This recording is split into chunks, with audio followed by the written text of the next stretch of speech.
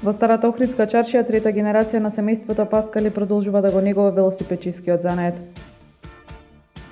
За стабилни и просперитетни земји исклучително се важни локалните самоуправи како еден од важните столбови на непосредното одлучување на граѓаните и темел на модерната демократија, рече градоначалникот Пецаков во обраќањето на семинарот Напредна академија за лидерство 2022 во Охрид.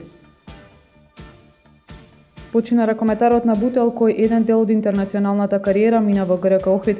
Хрватскиот интернационалец Денис Тот од Карел Велат бил примен без срцева акција и не биле забележливи видливи траги од насилство. На 1 мај протест за линеарно зголемување на сите плати од 2806 денари најавуваат од Сојузот на синдикати на Македонија. Димовски вели отворени се за диалог.